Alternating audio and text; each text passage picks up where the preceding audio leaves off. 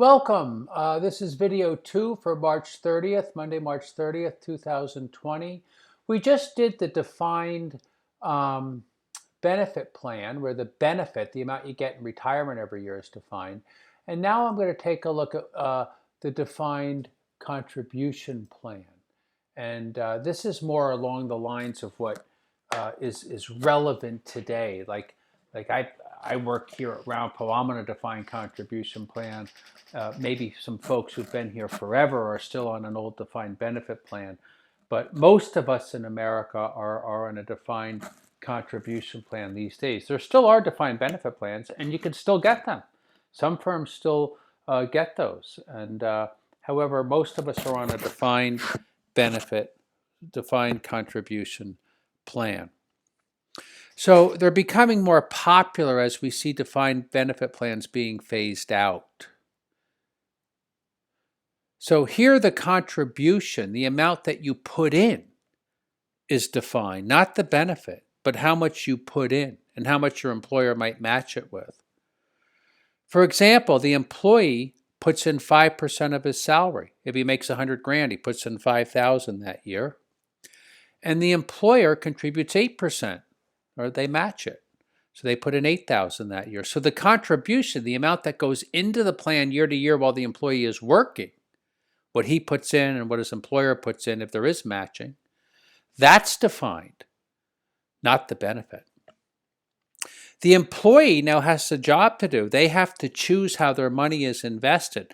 The company doesn't decide how the money is invested. The employee gets like a big listing of all the mutual funds they could invest in. Remember, we did ETFs and the balanced fund and large cap fund and small cap fund and green fund, and we just did a lot of that stuff.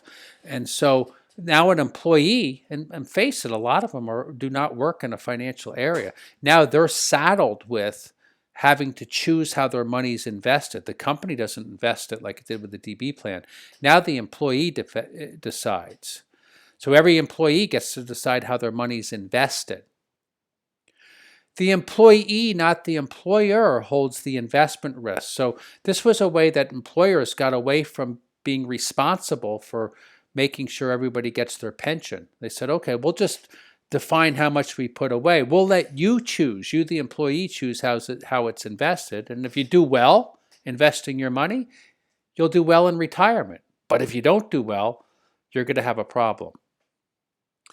So the upside of this is that if the employee does very well, if his investments do well, he'll have more at retirement. But if he does poorly, he'll have less at retirement.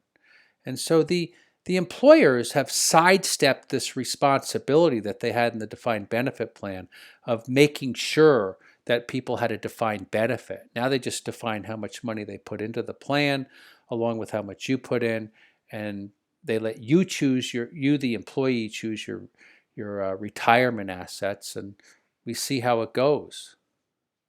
So now employers are off the hook. That's what this has done. Over time, we've moved from defined benefit to defined contribution plans. Like a conceptual exam question would say, which of the following statements are correct? Well, one of the correct statements is employers with defined contribution plans are now off the hook with regard to investment risk. Now the employee has to decide how to invest their money. And depending on how well they invest their money and what happens in markets, they'll do well or poorly in retirement. And they're also not covered by the PBGC.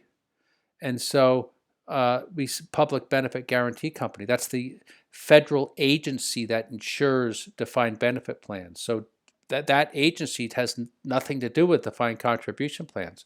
So another statement that's correct, that could be on one of those exam questions, is now the government's PBGC is off the hook because of defined contribution plans. As we move from defined benefit plans to defined contribution plans, the government's no longer responsible to guarantee people's retirement. So it's like corporations are now off the hook as we go this route, and so is the federal government as far as this insurance company is concerned. And the upside to it is us who are studying for financial planning, if you actually are going to go into that field, is that people need an expert like us to determine how much they should put into their plan, like a capital needs analysis, how their money should be invested. We do a risk tolerance questionnaire. Then we pick out the right family of mutual funds that suit their needs. They need that. So for us, it could be kind of good news because a lot of people out there are not sophisticated investors, and they'll come to us for help. Just like I go to my medical doctor when I have a question because I don't know anything about that. Some terminology, defined contribution plans. So in this world of defined contribution plans, we call the deposits that you make annually, we really call them contributions. If you want to sound like you really know this stuff, call it contributions. Deposits made by the employee and employer, we really don't call it deposits. We call it, sometimes we say that off the top of our head, but we're really supposed to call it contributions. For example, the employee contributes 5% of her salary and the employer matches it, so 10% goes away. Remember that rule, like the benchmark is you should put away 10 to 13% of salary?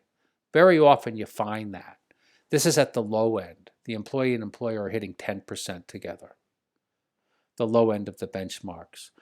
And it could be any combination. Some plans only the employer contributes, other plans only the employee contributes, and many of them they both contribute. We call that matching.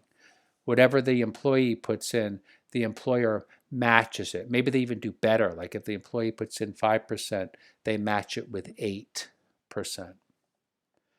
That's the most popular, that third one, employer and employee contributions. And then when you're retired, what we call that is distributions. That's the amount that you take out. It's withdrawals. We really shouldn't call it that because it's not the right word in retirement planning. We call it distributions. So penalties exist for early distributions. Well, we've heard that one before, right? Before age 59 and a half, if you take out distributions, not only will you pay tax on them like you will at any time you take money out of one of these plans, but you'll also pay a 10% penalty tax. And then required minimum distributions are enforced after age 70 and a half. We've seen a little bit of that. We're going to review it here. So there'll be some overlap. We'll look at an RMD table later. Okay, so here's an example. Up at the top here in this space above the line is the contributions. That's somebody's working career. And below, in the bottom here, this is going to be the distributions. This is going to be how much they take out during retirement. So Corey, age 25, starts working full-time at UPS. His starting salary is $45,000. It's expected to inflate at 3% per year during his career. So this is a review mathematically. We've done this before. He contributes 6% of his salary. His employer matches it. And remember, his salary is going to rise at 3% per year. So he's choosing a portfolio of stocks and bonds, and he had to sit down with somebody and decide to invest 20% in bonds, it looks like. 0.2 times 5.5% looks like a bond portfolio. Plus 0.8, 80% in stocks. They're expected to yield 11.5%. Of course, not this year. And you get 10.3% is the expected. That's the expected annual return on Corey's portfolio while he is working. So I'm going to use that equation. I'm going to take the $5,400. Where did I get that? You might wonder, where did you get that? Well, it's 12% of his salary, right? He's putting away 6%. His employer's matching it. So if you take 12% of $45,000, you get $5,400. And then I'm using the formula that is a constant growth rate. We expect his salary to go up by 3% per year. This future value formula that I'm using here, we've used it before, assumes that every year, this is the first contribution. That's the first thing it assumes. The money in there is going to be invested at 10.3%. We see that in two places. He's going to be working for 42 years. That's here and there.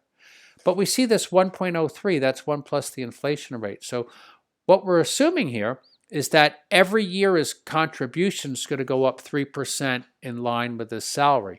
Next year he's going to put in $5,400 times 1.03, which is $5,562. Every year his contribution is going up 3%. And so what we see is Corey is going to have about $4.3 million at retirement. That's what he's going to have at retirement.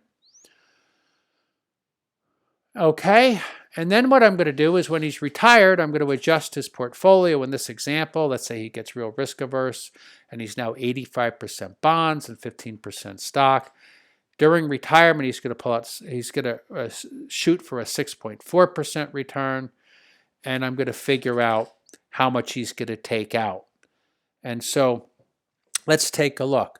N is 30. I'm giving him to age 97. Maybe he's going to live to 85 on average, but we're giving him 12 extra years for longevity risk. And then I figured out here the I to include inflation adjusted distributions.